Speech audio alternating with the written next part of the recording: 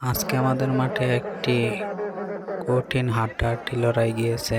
লড়াইয়ে কেউ কাউকে গোল দিতে পারেনি। আর যে দুই দল আজকে খেলেছে এর মধ্যে একটি হচ্ছে কুমিল্লা একাদশ আর আরেকটি হচ্ছে দড়িকান্দি একাদশ। তো দড়িকান্দি একাদশ প্রথমে শট দিতে এসেছে, দেখা যাক কি করতে পারে। আর আজকে খেলায় অনেক দর্শক দেখতে পাচ্ছেন, মাঠের চারিদিকে দর্শকে ভরা। এখন শট দিবে 7 নম্বর যাচ্ছে পরিহিত খেলোয়াড় এবং প্রথম শটে গোল দিয়ে সে নিজের টিমমেটের কাছে চলে গেছে। এখন বিপক্ষের খেলোয়াড় আসবে, 10 নম্বর যাচ্ছে পরিহিত খেলোয়াড়, তিনি এখন শট দিবেন। লেফটি বাঁশি কল করেছে, দেখা যাক সে কি করতে পারে। সে এখন শট দেওয়ার জন্য প্রস্তুত। লেফারি দর্শককে কাছে আসতে নিষেধ করছে এবং প্রথম শটে কুমিল্লা একাদশ মিস। এখন দড়িকান্দির আবারও গোলকিপার এসেছে রফিক,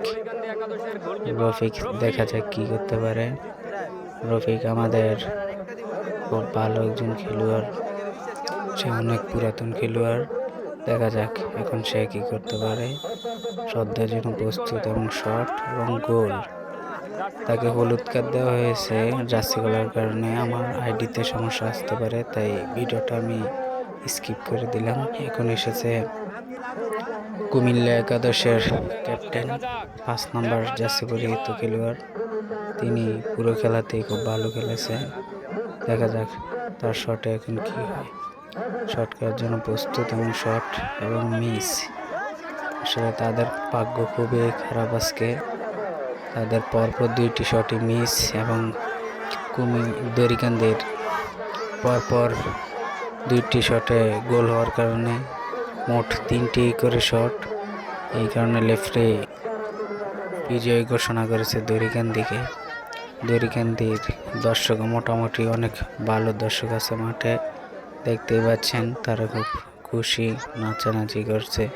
আর এখানে অনেক টিভি আছে, এই যে দেখতেই পাচ্ছেন এখানে একজন হোসেনপুর টিভি, উনি খুব ভালো ভিডিও করে থাকেন এলাকার সব কিছুর। এই যে দেখতেই পাচ্ছেন আমার সামনে আছে হাজার হাজার দর্শক।